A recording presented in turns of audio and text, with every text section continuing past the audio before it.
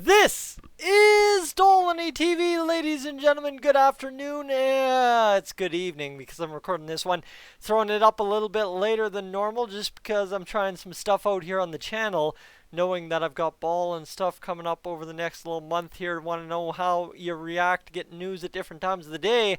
No, but we're not talking about return to play. We are. Yeah. Can I make up my mind what I'm doing? Probably not. But ladies and gentlemen, we got the news. July 13th, that's training camp. That's going to be fun. That's next Monday. Let's worry about that on Monday. Now, playoffs, August 1st. Let's worry about that August 1st. Problem is, here's the thing. We've got all kinds of speculation returning, my friends. Yes, people are starting to put out their projected lines. Woo! Let's go. It feels like it's about September 8th all over again. And here we are getting ready for August 1st playoff hockey in Edmonton. And it is going to be absolutely gorgeous out. And it's going to be absolutely gorgeous on my television set watching those games. And I know there's some concern amongst you that I'm going to be that 45-second delay behind, minute delay behind goals and stuff, as I typically am throughout the season. I am working on a solution, I promise you that, so let's get to it. Shall we? Let me shut up about myself. Let's talk about Mark Spector. This clipped. Alright, I got to give attribution because I know a whole bunch of journalists were getting uppity in early July about this. This clipped from Phase 3 Training Camp Preview, Oilers' Biggest Question Lies in Net. It's by Mark Spector on sportsnet.ca. It's on the front page. You can find it. No problem. Get to it. Now, in this, he talks, and I will preview exactly what he says here. Where is it? He has a player to watch. It's a preview for the Oilers versus Blackhawks thing, and of course the playoffs as a whole. For much of the season, and I quote this, Ryan Nugent-Hopkins helped Leon Draisaitl to an NHL scoring title as the longest-serving Edmonton Oiler stepped away from his role as a centerman to play left wing on Draisaitl's line.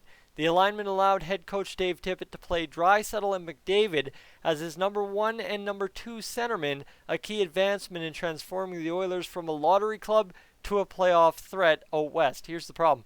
Lottery club to playoff team, there's not much of a separation anymore. It's 15th versus or 16th versus 17th kind of deal, right? That's what we're talking about. That's besides the point, right? I guess no, sorry, messed that up. 8th versus 9th. But as the season wore down and the Oilers struggled to find enough top 6 wingers to keep both its superstars happy and productive, Tippett moved Nugent-Hopkins up to McDavid's flank. The Nugent-Hopkins-McDavid-Kassian line had 8 points apiece over the final 6 games as the trio had great balance, while Draisaitl played with Yamamoto and Tyler Ennis. Clearly, the third most skilled player is Nugent-Hopkins. Which center gets to play with him for the bulk of the games? And nowhere in here does it say 1, 2, 3 is an option down the middle. Thank goodness, because that's a lot more complicated than it needs to be. And Spector finishes, that will be a key decision for Tippett to make. So here you go. On your screen is the next part of this article, and it is pairing up the lines as Mark Spector of, well, Edmonton Oilers broadcast on Sportsnet sees it. Nugent-Hopkins, McDavid-Kassian, Ennis, Draisaitl, Yamamoto, Neil, Kara, Chason, Athanasiou, Sheehan, Archibald, and then on defense you've got Clefbaum, Larson, Nurse, Bear, Russell, Benning. Nothing much too different there. All right, my friends. Why am I making any deal of this? Obviously, this is lines. This is something we want to talk about. This is something good. This is something great. Awesome. Perfect. Great. Problem is, here we are, right? I was talking about a month ago, it feels like, might not be, about Yamamoto being the whole change in the top 6. However, this whole situation, the top 6 players in these lines, Nuge, McDavid, Kassian on the line, Ennis, Draisaitl, Yamamoto on the line, really are a different situation from how we ran the year. Obviously, the year was consisted of success early from Draisaitl, McDavid, Kassian. Then, from December 31st to what Spector claims the last 6 games. Honestly, do you remember the last 6 games at this point? I don't. Sorry, straight up. It's craziness. I do know that we lost to Winnipeg, but that, you want the hot take on that one? That was a lot less important than the loss to the NHL that night. Too hard? Yeah, I know. All right. So, right, that was the story. Nuge, Draisaitl, Yamamoto took over until the end of the season. That pretty much is how it runs. So, now you've got Spector, who's within a whole situation of the Oilers realm, right? Mark Spector, one of the most vocal voices in the Oilers realm on Sportsnet in terms of media around the Oilers, right? He's always on Bob Stauffer's Oilers Now. You see at least once a week or twice a week, I think. So, right, he's always out there. He's always talking Oilers. He's projecting Nuge to play on the top line with McDavid and Kassian, and then you balance it out with Tyler Ennis, Leon Draisaitl, and Kailer Yamamoto. And here's the thing. What you lose in having Nuge on the first line, you gain in having Tyler Ennis on the second line. Right? Tyler Ennis is a guy who has historically throughout his career done some good things, and then when times have gotten tough, he's found a way to hang around.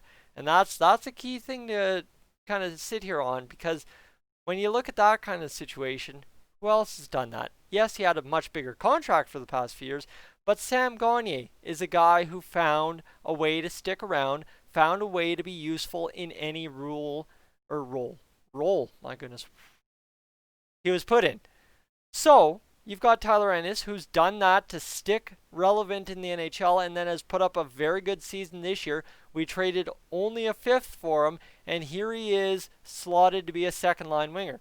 And honestly, that's not a bad thing at all, considering, right, is you've got that left-hand shot, you've got speed, you've got a shot, you've got skill, you've got everything you've got in Nugent Hopkins. It might be maybe a Nugent Hopkins light, and you're losing the ability to take an extra face-off for you, but that's really all you're losing in having Ennis there. And what you're gaining is the fact that you've got a guy capable of filling that Nugent Hopkins role on that line to either set up or shoot the puck. Whatever you need him to do, he can do both.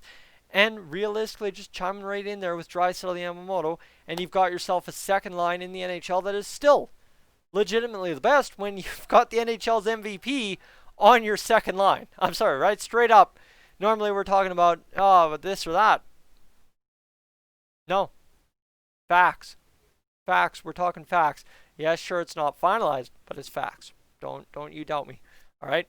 So, then, what you're losing in having Nugent Hopkins on the second line, or first line, however you look at it, what you're gaining with Nugent Hopkins on the top line is, as Spector said, that star power, that extra skill, that boosted kind of ability of a hockey player, of having Nugent Hopkins up there, a guy who is meshed with McDavid. And I hate talking, the last 6 games or this or that. I'm sorry, if we're going to base why you should put a winger with McDavid, we can't base it on 6 games. Because honestly, if you're basing it on 6 games, Ty Ratty should be pulled from the KHL, signed to a contract, put in the lineup, let's go get him on that top line, and let's go. Straight up. No doubt about it, Ty Ratty needs to be on the top line if we're talking 6 games in March. Do I not have a point? I think I do. So, why Nugent Hopkins? Because there is a great history of having Nugent Hopkins now over the course of 3 seasons. Yes, it started with the whole Ratty experiment, but Nugent Hopkins in 17-18, 18-19, and in 19-20 has shown and has produced with Connor McDavid at center on his line. That is what we're looking at, right? You've got a guy, a bona fide guy that knows how to work with McDavid, knows how to work off McDavid, knows how to work goal scoring with Connor McDavid, and has, of course, Zach Kassian to help him out. Because Nuge, not necessarily the biggest, strongest guy out there, but he's a guy that knows how to play hockey in the offensive zone. Zach Kassian, you get him going playoff style. I don't need to remind you what that looks like. There is no way that you don't have a cohesive, meshing, perfect line in Nugent Hopkins, McDavid, and Kassian. And then you have that skill line, right? Here's the thing. You look at it, yes, Connor McDavid's still listed as Mark Spector's top line centerman, but this is a 1A, 1B situation, unlike what the Oilers have had in years past.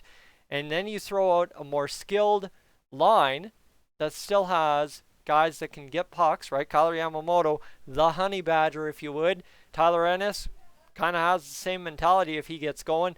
Leon Draisaitl. He's the NHL's MVP. Take your pick. Who are you matching Taves up against? Chicago's doomed, right? You toss him up against McDavid, going to get worn down by Zach Kassian. You toss him up against Ennis, Draisaitl, and Yamamoto, he's going to be bogged down in his own zone. How effective is either matchup going to be throwing a Jonathan Taves out there to shut either line down? I don't see it. I honestly don't see it, especially after a layoff, and you've got two of the two most skilled scorers and point getters in the NHL this season going on different lines. You tell me. Now, see, the thing is, the reason I rose this whole thing instead of going over the training camp or anything, when I first read this, I was like, no, this is dumb. Keep Nugent Hopkins, Draisaitl, and Yamamoto together. Here I am, middle of a hailstorm, coming out of Airdrie, leaving work today, and it is pouring. And I get stuck under a Veterans Way, I think it is, Veterans Boulevard in North Airdrie, over the QE2. And I'm sitting there, I'm stuck under the overpass because traffic ain't moving because they don't want to get hail dents in their cars because southern Alberta, I guess, it hails every second day, but heaven forbid you get a hail dent. So I'm sitting there thinking, is this as stupid as I brushed it off as? And then you look at it, doing the video prep, reread the article. It really isn't. It really isn't. Because like I said, what you lose in having Nuge on the top line, you gain in having Tyler Ennis on the second line. What you lose in not having Nuge on the second line, you gain in having Nuge on the first line.